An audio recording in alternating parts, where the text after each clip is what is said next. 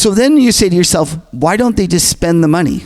There's too many people who believe that even if you do a little bit of this, you're going to cause this massive inflation, and that you're going to go down a road and there's no stopping. And I have a buddy that I love this line. He says, your doctor tells you that doing exercise is a good idea. You don't say to him, well, whoa. If I go run out like for 30 miles in the heat, I'm in a collapse of kind of heat stroke and I could die. Like, you don't say that, right?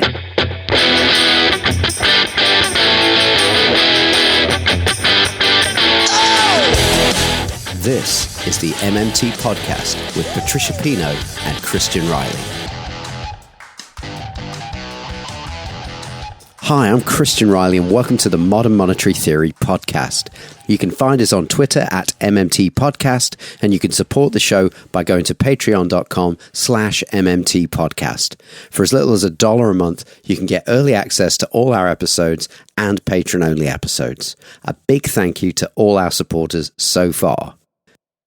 At the beginning there, you heard our guest this week, market strategist and author of the Macro Tourist Daily Letter, Kevin Muir, talking about a common response from people when they start to grasp MMT. What about inflation? If you're new to MMT, I'll say it like this.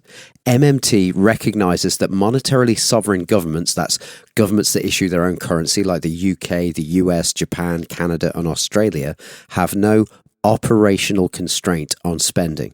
They can spend without operational limit because as creators of their own currencies, they can always find the pounds or dollars or yen to spend on anything priced in those currencies. So the question then becomes, what is the spending limit for governments like this? How will we know when the government has spent too much? And the answer is, the limit is inflation. Too much spending power in the economy can lead to a bidding war between the government and the non-government sector for scarce real resources, including human labour. Given that the government has an infinite checkbook, total spending power has to be constrained. The private sector's spending power is limited in a few ways. One is by taxation. The payment of taxes to central government removes spending power from the private sector. Taxation deletes pounds or dollars out of existence as far as the private sector is concerned. Those tax pounds aren't put into a vault and spent out again like you or I would do with the money as currency users. When the government spends, it spends new pounds into existence. Another way private sector spending power is limited is when a private sector individual or organisation swaps their non-interest-bearing government-issued money for interest-bearing government-issued bonds. The bondholder gets interest payments in return, but they have to give up some of their spending money until the bond matures. But perhaps the most impactful way of avoiding the bidding war between the government and the private sector is to keep people deliberately unemployed. This is the way we do it now. We make sure that there's always a pool of unemployed labour for which there is no bid, people waiting in harsh conditions to be hired by the private sector, allowing the private sector employer to offer very low wages to make their job preferable to unemployment. So to paraphrase Ellis Winningham, in a way, unemployment is a job, and the job title is inflation fighter. The job description is do anything you like except be gainfully employed. And the reward is barely subsistence level wages. The MMT policy proposal is to make this job of inflation fighter one that pays a socially inclusive wage, and of course to change the job description to doing something productive, to be determined by the community in which the unemployed person lives. Can we afford a job guarantee? Yes. Because remember, the government can issue its own currency at will and never run out. Will it lead to inflation?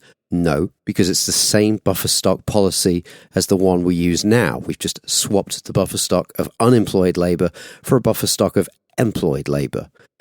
Private sector employers prefer to hire people who are already working with references and a track record over people who are unemployed. So the job guarantee provides a transition job that helps the job seeker and the job creator. It pays a fixed wage and therefore anchors the value of the currency to human labour. Is this coercive? Are we suggesting people should work for the dole? No. Welfare is still there for people who need it. The job guarantee is an extra option. It's not designed to replace any other benefits, including and especially disability benefits. It's there to replace involuntary unemployment, people who want a job and can't find one. Voluntary employment is still an option. Aren't robots doing everything? Shouldn't we all be working less instead of creating new jobs? Well, if you think we can get everything done on the healthcare and the saving the planet front with everybody working a 4-day week or even less, then the only way to ensure that everybody gets a 4-day week job is to have the government guarantee a 4-day week job at a socially inclusive wage. The private sector will then have to offer at least the same, or it won't be able to hire anyone. So far, I've not seen any other policy proposal to guarantee that everybody will work fewer hours. So all roads lead to the job guarantee as far as I see it. You can listen to episode 4 of our podcast with Dr. Fidel Kaboub for a really good rundown on how this scheme works and the macroeconomic foundations underpinning it. So, not everybody is on board with the policy prescriptions of MMT, but some market practitioners like our guest Kevin Muir agree that the MMT description of how money flows through the economy and what that means for monetary policy is correct and useful to their work. There's a link to Kevin's excellent Practitioner's Guide to MMT in the show notes, and we're going to be talking about that in a minute. And also in the show notes, there's a link to free tickets for my live MMT show that I'm doing in London on the 3rd of December 2019. I'll just add that in the conversation, we mentioned that the Trump administration's tax cuts could be MMT informed. Let me just clarify that on a personal note, I mean that they could only be accidentally MMT informed. I'm sure most progressive MMT advocates would like to see the government deficit expanded as a result of implementing life and planet-saving policies like the Green New Deal and the NHS, or even progressive tax cuts for people at the low end of the income distribution rather than for the very wealthy. So deficits do matter, in that the government deficit is the private sector's surplus. So deficits matter because the way the private sector surplus is distributed matters.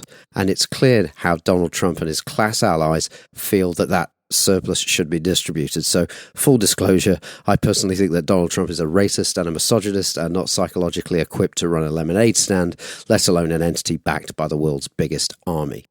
So here's part 1 of the interview. In part 2, we talk about some of the pushback Kevin encounters in the finance community when he writes about MMT. But that's next week. Here's part 1. Let's dive in. Hi, Kevin Muir. Welcome to the MMT podcast. How are you? Great, thanks. Thanks for having me on. I'm looking forward to chatting with you guys. Absolute pleasure to have you. So we wanted to kick things off by talking about how you came to MMT, but I think we need your origin story first. How do you come to be a market strategist? What does it entail?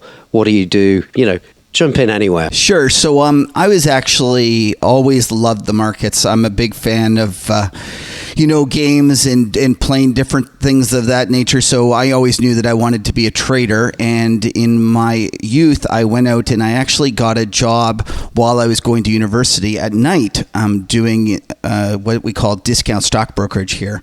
And they started me off at night. And next thing you know, they asked me to come during the day. And I thought to myself, I'll change my courses so I can go at night. And before long, I knew it. I was actually going to school at night and doing the stock brokerage, discount stock brokerage during the day. And next thing I knew, they had made me the manager. I hadn't even finished university, and I decided that I didn't want to do this because I was like, I always wanted to be a trader, not to work for some bank.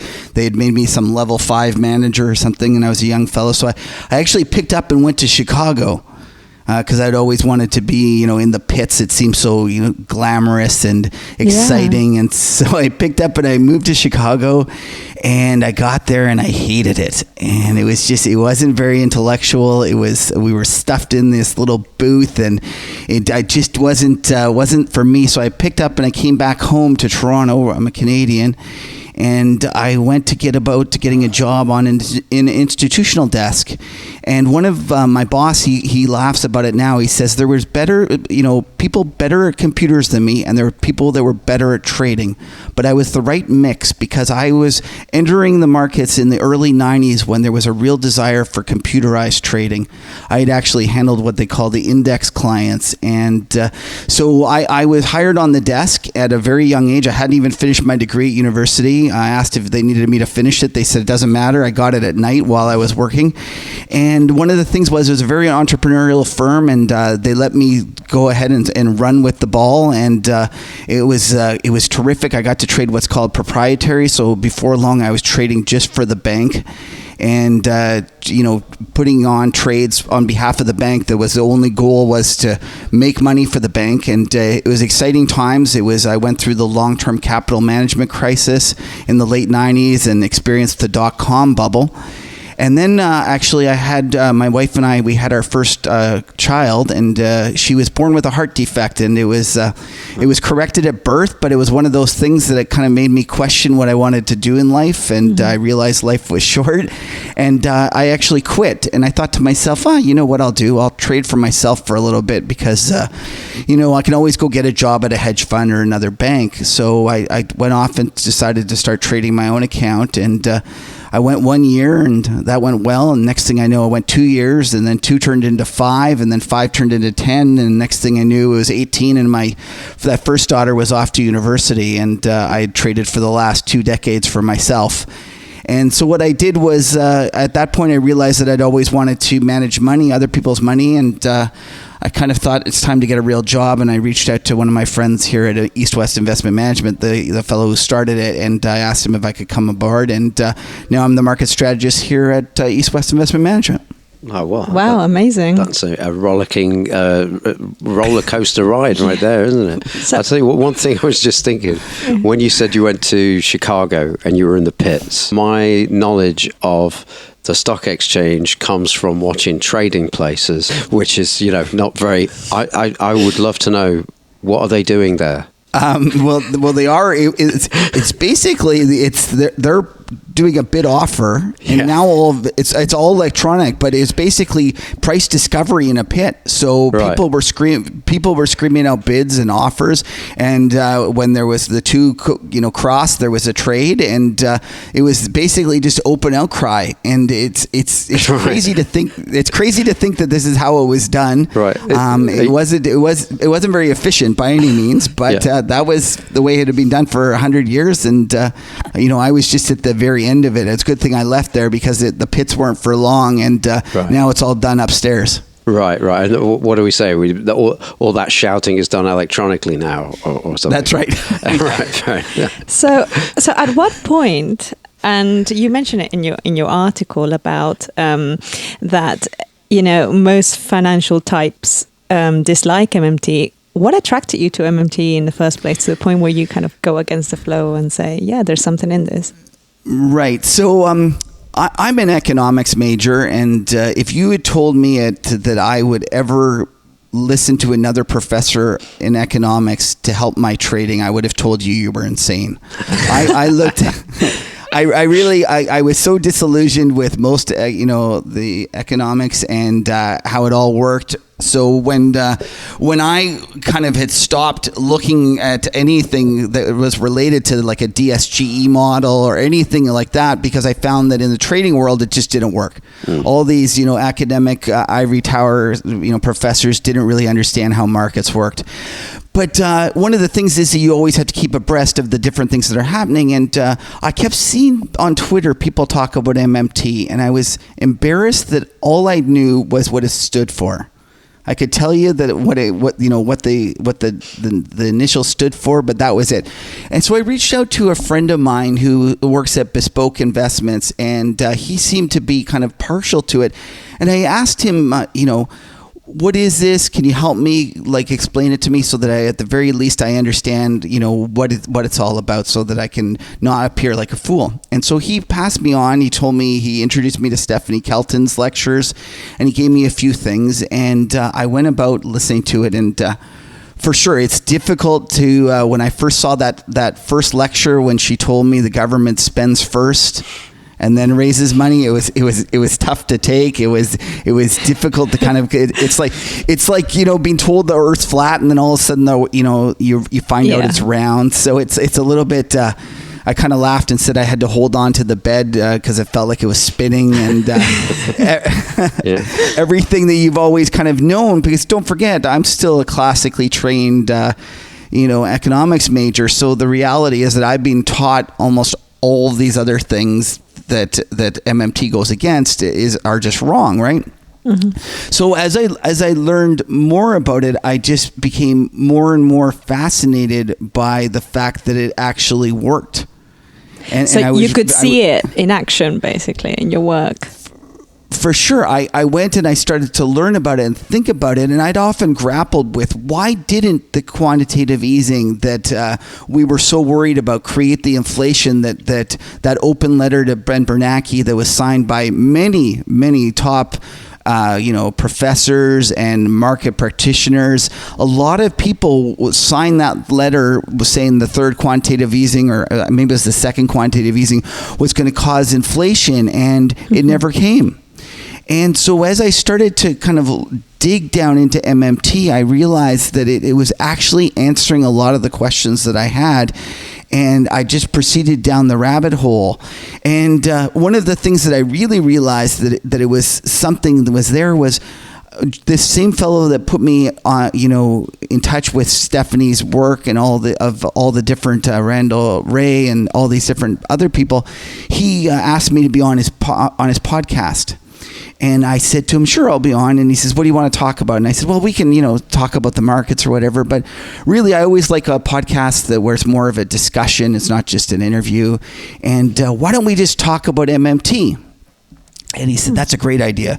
And so I went on, and I barely knew anything about MMT. Actually, I think he did more of the talking about MMT. But it was a nice, refreshing kind of change of pace.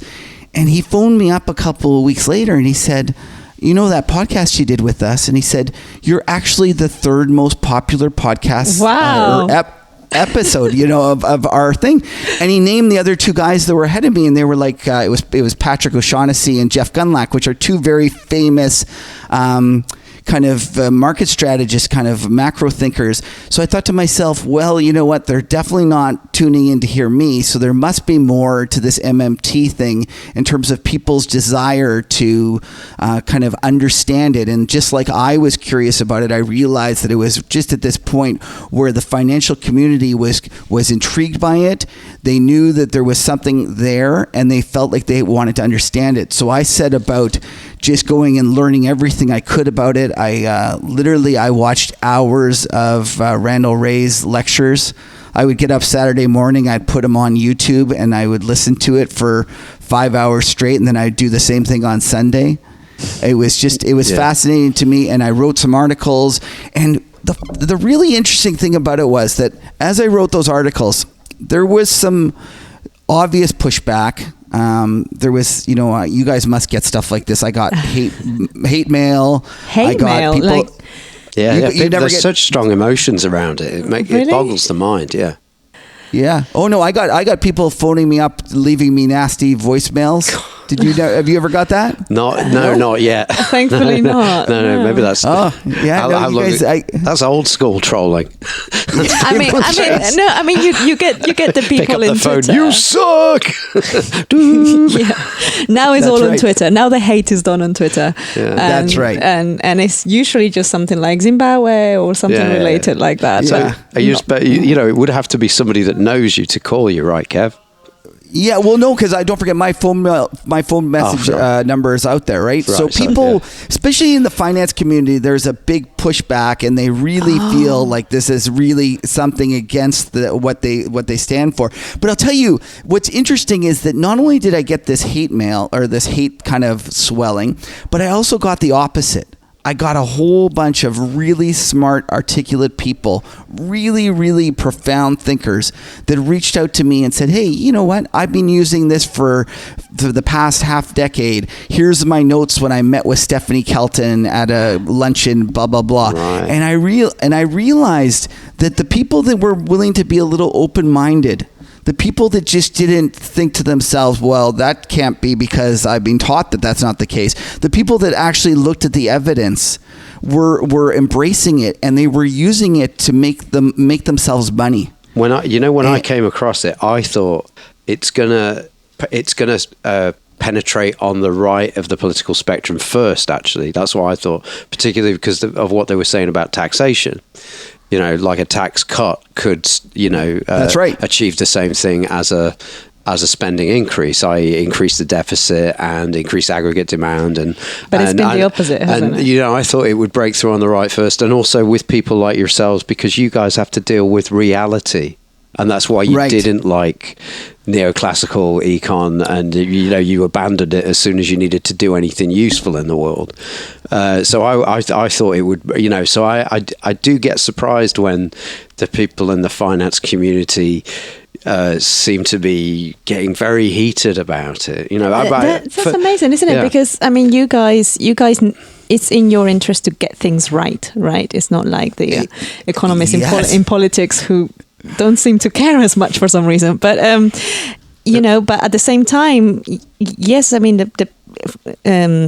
correct me if I'm wrong, but I would imagine people who go into banking and trade and these type of jobs tend to have a similar kind of ideological kind of, they tend to be on the same side of the spectrum. And for sure, there's a cultural pressure not to embrace MMT.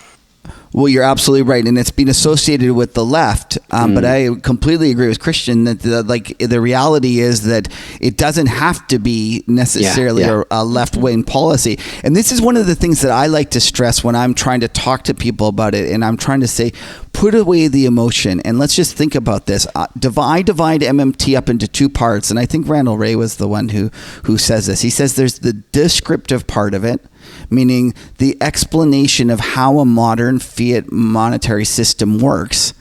And then there's the prescriptive part, meaning once you understand that, the policies that you're going to go as a society and choose based upon the descriptive part of it. And I'm just shocked at how many people refuse to accept the descriptive part.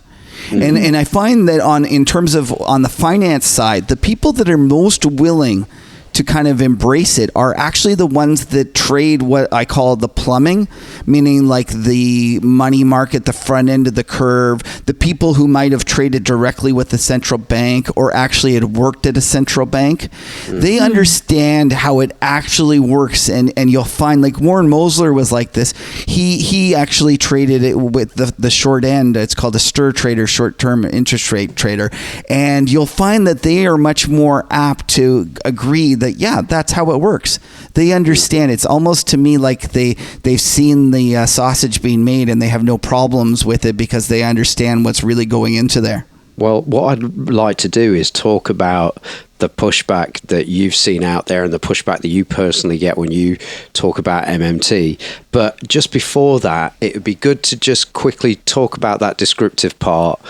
For, let's just say, somebody who's only just coming to MMT is listening to this, just a quick outline of what that descriptive part is as you see it, Kev. Is that okay if I'm putting you on the spot there?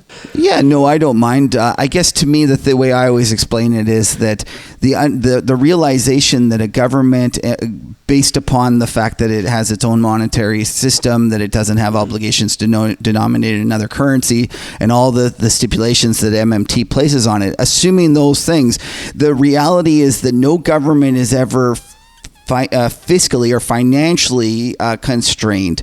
There's always just a constraint in the real terms. And what that means is that governments can continue spending and providing the demand up until the point where they're competing with the private sector for real goods and services. And at that point, that is the real constraint that an economy faces.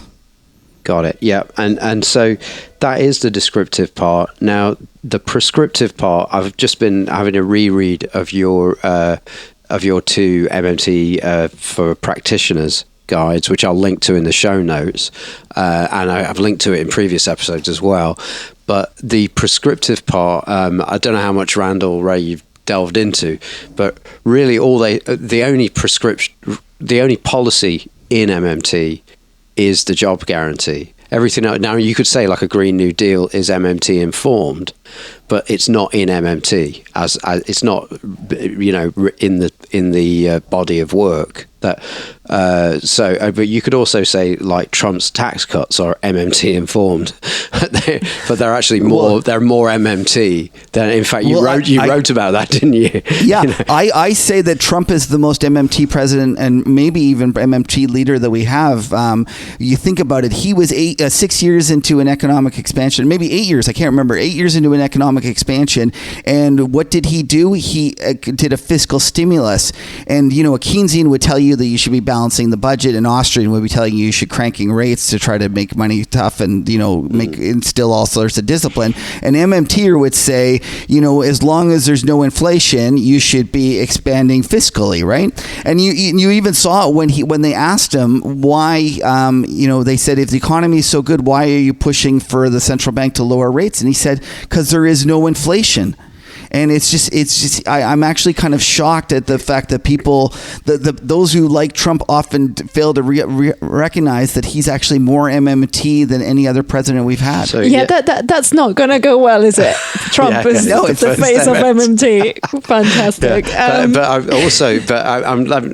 Let me just give me an inch and I'll give me enough rope, I'll hang myself. But I will say, those tax cuts are more MMT than the Green New Deal is, because the Green New Deal is not, all MMT's got to say about the Green New Deal is, you're going to need to free up some fiscal space. Well, you're either going to have to use resources that aren't being used right now and spend to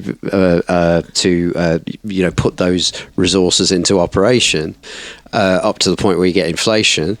Or you're going to have to raise taxes somewhere in order to free up some fiscal space to do the spending that you need to do the Green New Deal.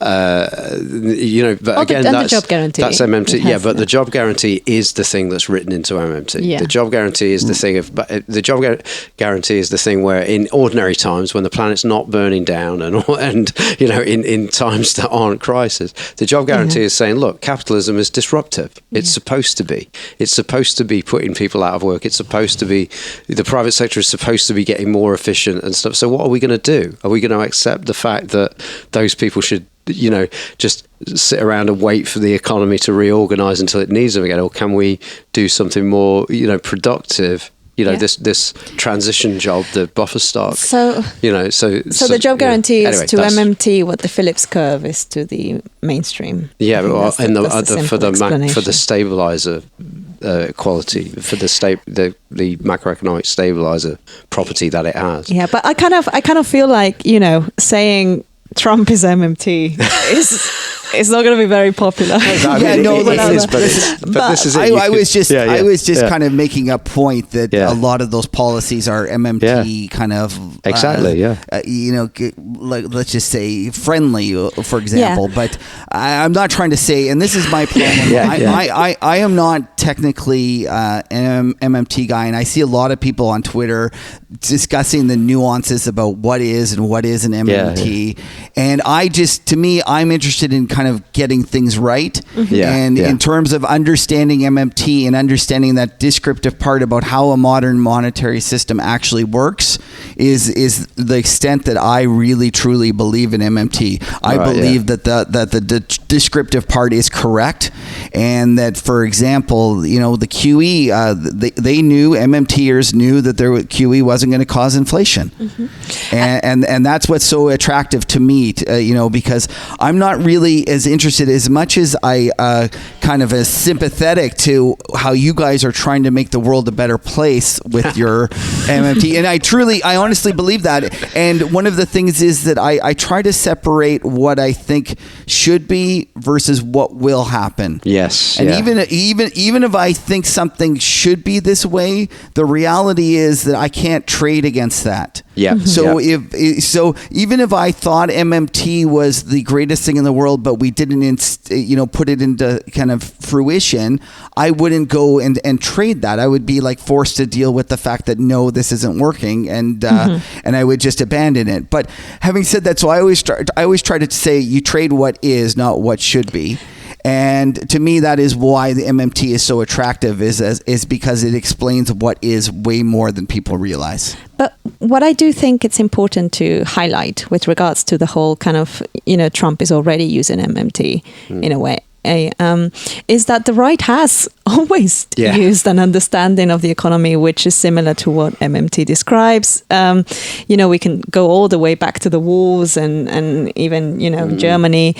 But they never, Trump, as far as I know, his main economic advisor is fiscally conservative. He still relies on the narrative of scarcity in order to pursue I think you're giving them too much credit. Maybe I think they just. I think the governments just spend, and the Democrats get in there, and they think that they feel bad about spending, and they just. But I honestly don't think that they truly understand. I say Trump is the most MMT president ever. Do I think he understands why these things work? No, I don't believe that's the case. It's just a fluke.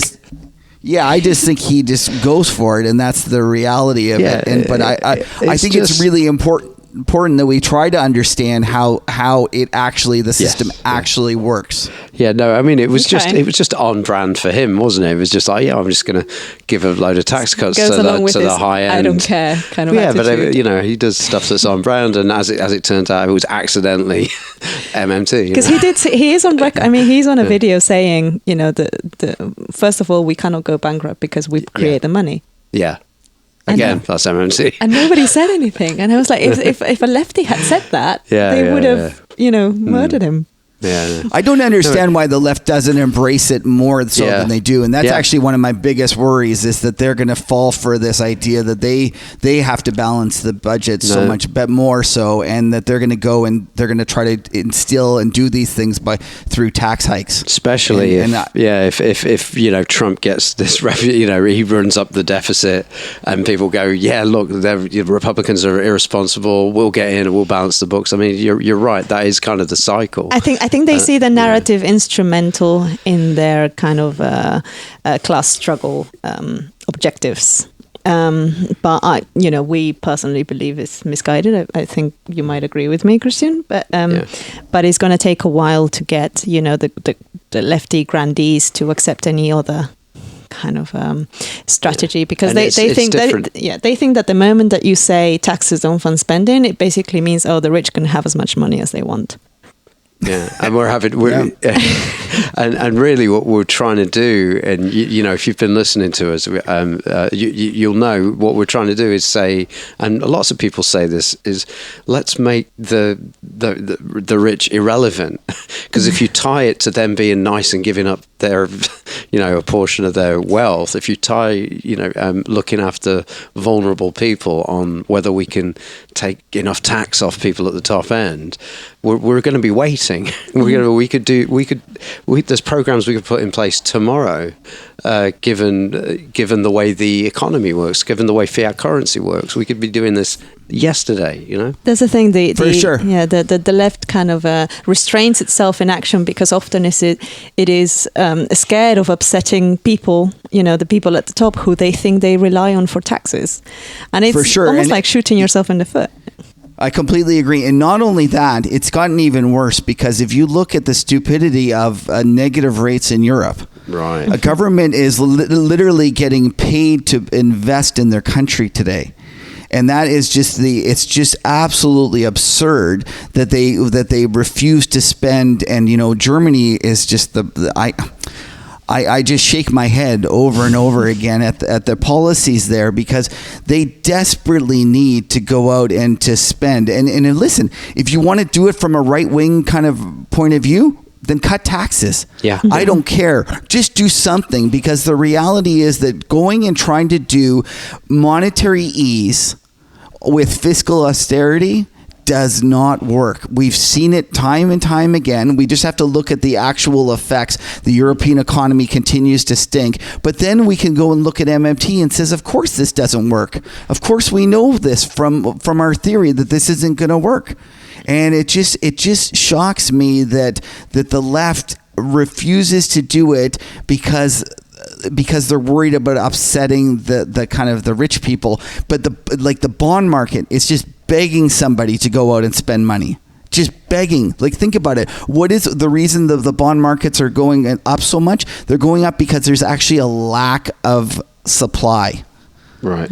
And to me, this is like, from the market practitioner's point of view, it's so clear that they should be going out and they should be spending. Someone said to me, they said, I'm only kind of stumbled upon MMT over the last couple of years, but they said, someone who's read me for a long time and known MMT has said that you've actually, he said something to me to the effect that you've actually had MMT kind of sympathetic policies the whole time I've been reading you. And I'll give you an example. After the great financial crisis, which is the 2008 big, huge problem, we went into, the bond market in the U.S. was trading at 1%, or the long bond was 2%, and they were doing quantitative easing. And I thought to myself, they're going out and doing this quantitative easing. What they really should be doing is the opposite. They should be issuing bonds and spending it. And they should be going and floating $1 trillion or whatever the number is, and just going out and put fiber to everyone's home, or like make all the roads better, or fix up the airports. I don't care what it was, but it was just so clear to me that we didn't need more financial engineering. What we needed was somebody to go out and do the spending that we required. And again, to finish what you were saying, Kevin. Well, and then so the other thing that I think is kind of amazing is that people will say Obama was one of the most spendthrift presidents we've ever had. Look at the debt. The debt went through the roof during his term. Well, if you go look at Obama's discretionary spending portion of his spending, meaning like you have to take out the automatic stabilizers and all the things that kind of kicked in after the great financial crisis.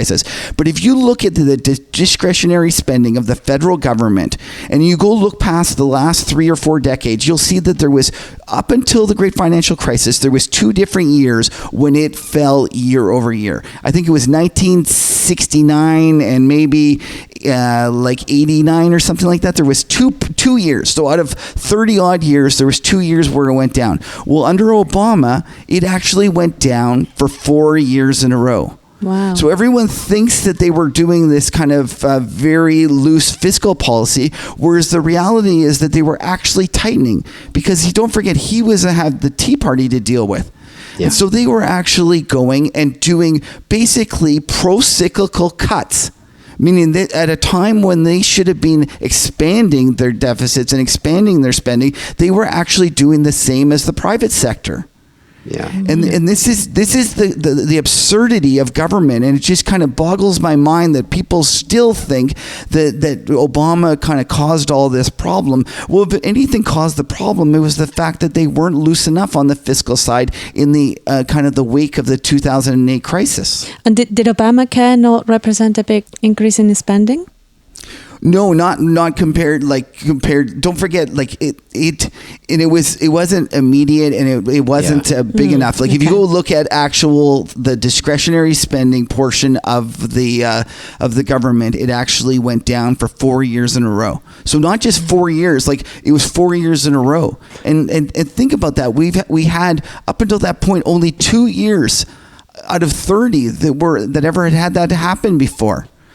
And then we sit around wondering why our economy is so weak, why it was such a terrible recovery. To me, it's clear. Monetarism has reached its end, and we just failed to realize this, and we continue to try to apply an old solution to what needed a new problem. Like, there's a new problem. And this is why MMT, for me, is so kind of exciting, in that it explains and it helps me understand what needs to be done. And so I saw Warren Mosler talk about the fact that he knew all along that the Japanese bond market was never going to run into any trouble. Like, there's it's called the Widowmaker trade. Yes. And in macro trader circles, everyone would short the JGBs because they thought, oh, here it is, 1%, 50 basis points, whatever it was. They thought, this is it. We're going to have this massive explosion of inflation, and this is going to make me a lot of money if I short this thing. And Warren Mosler was like, no, that's not going to do it. And it helps me understand, and I must admit, I fell for the JGB trade. I thought that it was going to cause inflation. I thought QE was eventually going to kick in. I didn't understand why we weren't getting that inflation. I didn't understand that the fiscal meant so much more than the monetary side of the equation. And so I looked at, like, how does MMT help me today? I look at the fact that Europe continues to think that they can solve their problem with more monetary ease. So I see it, and when I see them doing monetary ease with fiscal austerity, I think to myself, I'm not going to short that bond market, because the reality is that it's minus 50. It could go even more. Now, I will say that I think Lagarde was put in place to change that, and that there is fiscal coming out of Europe. So I think that we are at a point where you might want to start thinking about the other way on some trades. But it's just that MMT has kind of been very crucial for me to understand what it is that I need for to happen for that trade to finally work. Okay, so look, I just wanted to, because you said a lot there, and I always want to just unravel a few things for people who are new to this. You talked about going short and going long. Do you think you could talk about what that means? Sure. So basically, if you go and you buy like a bond, you're going to buy the bond, and you're going to receive the interest rate that if you hold it to maturity, you're going to receive the interest rate that you at the time when you buy the bond. So let's say that the U.S. Treasury, 10-year Treasury is trading at 1.5. You buy it at 1.5%. If you hold it to maturity, you're going to receive a interest of 1.5%. Now, you can also, if you buy that bond, and then let's say you lock in a rate of 1.5 and it goes to 1%, that means that the bond actually goes up in price in the meantime. And you could, instead of just, holding your bond to 1.5%, you could actually sell it for a capital gain at that point. So bonds are continually trading in different, the price of a bond is continually trading. By going short means that you actually sell someone the bond that you don't own, with the kind of obligation to buy it back in the future at hopefully a lower price. Got it. So you're hoping it's going to go down in price. Okay. Right. It's speaking, Japan, you spoke about Japanese government bonds, JGBs, and how are those, in contrast to what they're doing in the EU. And I think when you say that the Eurozone might rely on monetary policy, you mean the central bank buying bonds from each of the member states. Is that correct? That's correct. So I'm just saying that they're looking at their economy, and they're saying that we don't have the ability to do fiscal stimulus because of the kind of the technical nature of how we've made our union. So therefore, the only game in town is the ECB. So the ECB has to continually try to do more and more stimulus, and that stimulus is just, frankly, it's not working. Yeah, the issue there, I suppose, is that the problem seems ever more imminent. And I believe there is desire, recognition among certain corners that there needs to be loosening of the deficit rules.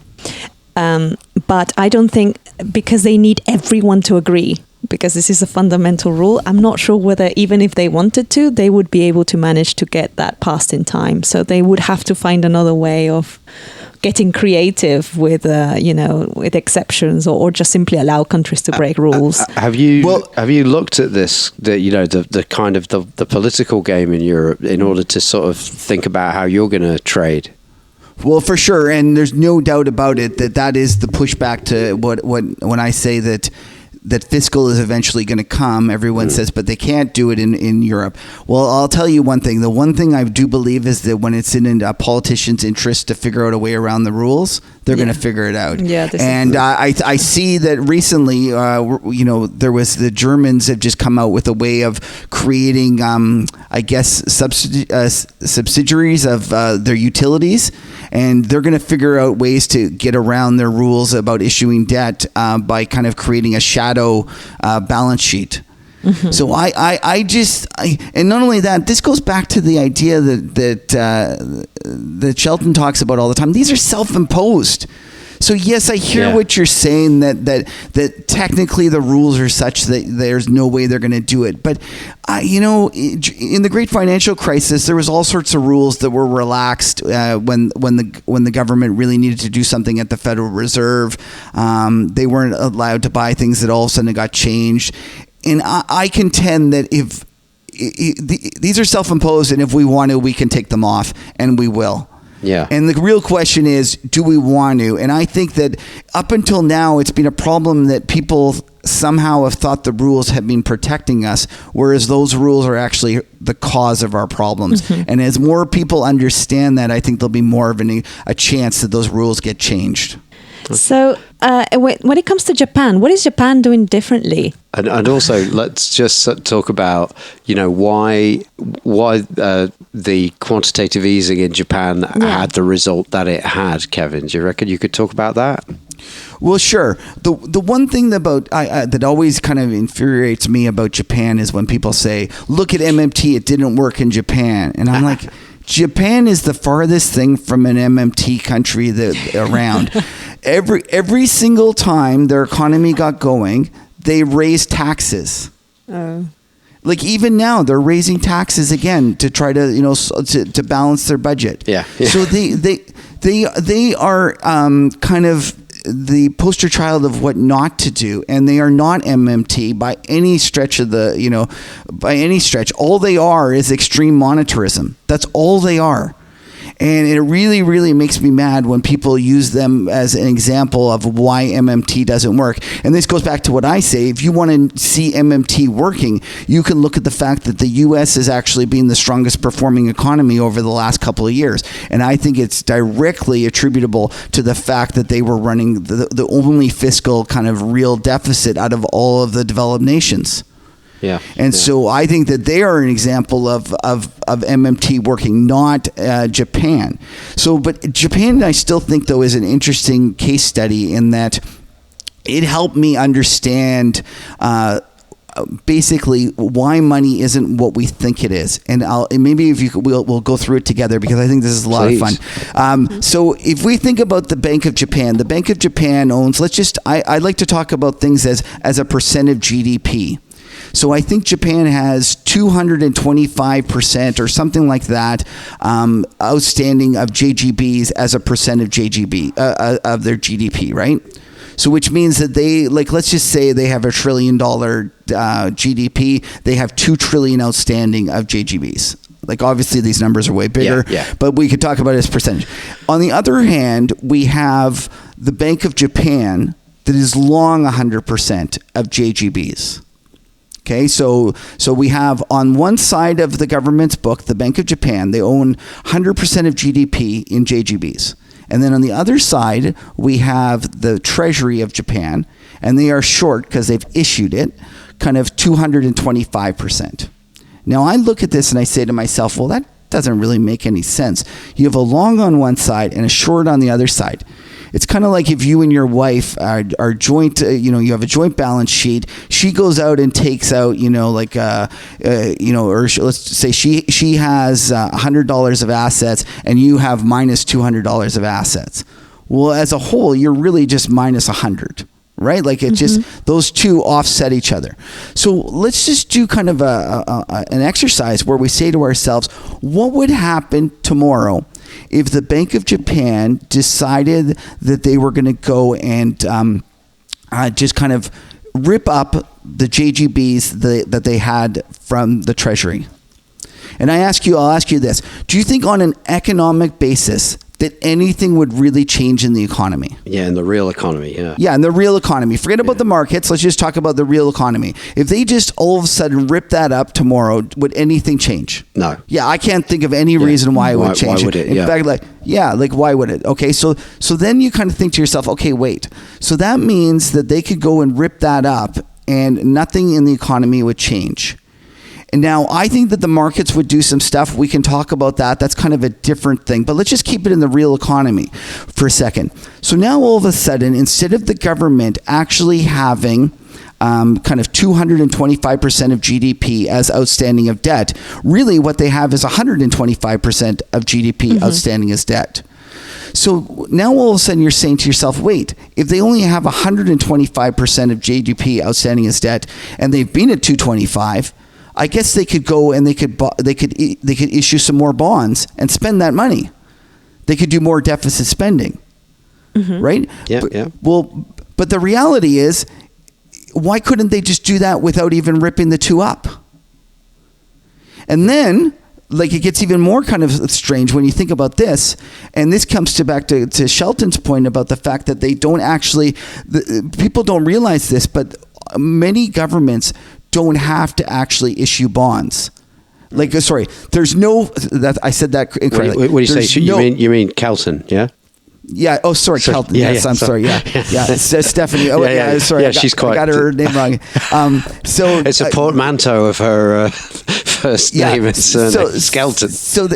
That's right. Sorry, Kelton. So the reality is, if we think about it, she doesn't like if you don't have to go and issue the bonds. And let's just think about Japan. What they're doing, they spend money, they issue bonds, then the JGB buys them back. And then they hold the long and short. Which is pointless. Yeah. So then you say to yourself, why don't they just spend the money? Forget about the bond issuing. Is there a law, though, in Japan that says they have to do it? I don't know. But then once you realize that these laws are just all kind of made up stupidity. And then when you think about that, you think, okay, well, if they can do that without actually causing any inflation, because they've in essence been doing that, isn't that more the natural state of the economy than we realize? Yeah. Isn't the other side just a facade for something else? Well, so there's no doubt that if we did that too big, that would cause inflation. So I have no doubt about that. Like I understand, but what I think this idea is that there's too many people who believe that even if you do a little bit of this, you're going to cause this massive inflation, and that you're going to go down a road and there's no stopping. And I have a buddy that I love this line. He says, your doctor tells you that doing exercise is a good idea. You don't say to him, well, whoa. If I go run out like for 30 miles in the heat, I'm going to collapse of kind of heat stroke and I could die. Like, you don't say that, right? Don't say that. Proves exercise is bad. Right. And it's just one of these things that just kind of I'm just kind of flabbergasted that we can't see this, that the reality is that that government spending, and I would say I don't even think we need to issue the bonds, but I don't think that the world's ready for that, but government spending isn't as bad as everyone thinks. Yeah, now that is kind of, there's a lot of people with a lot of connections and a lot of power and wealth that kind of wouldn't like to not have that safe, guaranteed return of government bonds. If you lower the interest rates, you make them less attractive, though, right? Or is the security everything? But I do really I don't know, maybe I'm just reading between the lines with you, Kevin, but you do think that, that zero interest rate policy it's not going to fly. Well, so again, it's a question of what I think will actually happen and what I would happen. I as you can probably tell, I'm very MMT sympathetic, like in terms of what I would do. But I actually think that they go too far when they talk about a 0% interest rate. I also think that they're going too far when they get rid of the bond market completely, because I think it gets rid of market signals. Yeah. I think the reality is that you can't see, and this is one of my big worries, is like, how do you know when you've hit too much with inflation? Like, how do you know when the government is spending too much? And I think the bond market instills somewhat of a discipline. So, by that same token, I think the bond market is telling you right now that the other way. Just whereas I would say that if all of a sudden the bond market sold off really hard and was telling you that they were worried about governments running up too much inflation, then I would say that we have to cut back on fiscal. At the same point, here we have the exact opposite situation. The bond market is screaming that there is a desperate need of fiscal, and yet we're ignoring it. Yeah. And right. So to me, I'm actually more kind of, I don't, if someone made me a benevolent dictator tomorrow, I don't think I would get rid of the bond market and kind of freeze all rates. And I understand that there's some issues there because it's not as easy as I say, but to me, I'm much more of a, I'm a Canadian, and Canadians were notorious for kind of never, like Americans, they run from one side of the boat to the other side of the boat, and the Canadian just kind of sits in the middle and doesn't do anything. And so I would err on a little bit of a hybrid system. Right. And to me, I just think that right now we definitely have gone too far down the monetarism, and that we are in desperate need of some of the more MMT-like features going forward. But I wouldn't go, and I am by no means a kind of stick rates at zero, like let's go for it all tomorrow. And like I wouldn't. Yeah. Given the choice between that and the current system, I think I would choose that. But I just don't think that that's the most likely outcome. The most likely outcome is that we adopt some of these policies and that we run a much more of a hybrid system. But again, I would say that the zero interest rate policy, even though it's advocated by Warren Mosler and Bill Mitchell, that is not MMT. They're MMT economists, but they're not saying, this goes that you have to do this. They're to have MMT informed policies, yeah, exactly. Aren't they? Yeah, but MMT kind of is not dependent upon. Yeah, exactly. They're taken. I think maybe we can phase it out. Yeah, but slowly. That would be an interesting topic of like. I don't even know if this is because I'm out of my comfort zone when I'm talking about these kind of markets, Kevin. So sorry if these questions are naive and a bit dumb.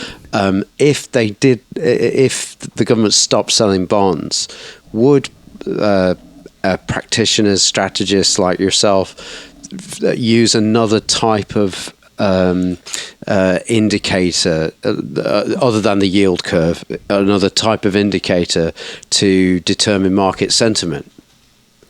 Well, for sure. And they wouldn't just, but inflation, though, I guess everyone would go to gold. There would be different instruments that you could trade to express or real that. Estate, maybe? Well, yeah, real estate's very liquid. It's not something we can trade easily. So there would be different things. And listen, they wouldn't get rid of the bond market tomorrow. Yeah. They might peg the thing, but they might leave. And don't forget, there would still also be private sector bonds that trade, and within the private sector bonds that they would still, you would have to separate out the credit portion of the trade and the inflation portion of the trade. Meaning the credit, when you look at a government bond, it's easy to tell because the reality is, as we know, that there's very little chance, and we would argue that there's zero chance that they're going to default on it. Yeah. But when you look at a bond for a corporation, you have to also incorporate not only the chance that you get inflated away with, by your dollar being worth less in the future, but also the fact that maybe the company isn't around to pay it back. Yeah. So that's what's called the credit portion of it. So there would still be abilities for market practitioners to separate these things and to make estimates about what they thought the market was pricing. It just wouldn't be as pure as a trade as if they left government bonds trading. I guess we're getting to that bit of the interview where we talk about, why is MMT? Why are these three letters so such a flashpoint? So divisive, like Marmite. For people in your profession. Do you have Marmite in Canada? No, we don't. And I tried it. When I was in the UK, and it's terrible, guys. I don't know what you guys are thinking. This is the second time Marmite's come up in the series. I don't understand what you guys are thinking. Like, I think we're going to ask. That I would say actually, Kevin, that is a very un-Canadian response. You think? To Marmite, yeah, it's very. You're really taking a position there, mate. That's right. You're right. I'm not being the typical polite. I'll apologize for that. Thank you. Yeah, I'll accept it.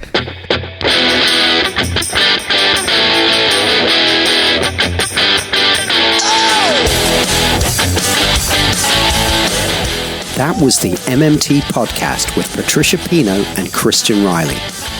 Don't forget, you can support the show through Patreon, starting at $1 a month and get access to patron-only episodes. You can do that by going to patreon.com/MMT podcast. You can also find me on Twitter at MMT podcast, and you can find Patricia on Twitter at Patricia N. Pino, and you can email us at mmtpodcast@outlook.com. Thanks for listening, and we hope to hear from you.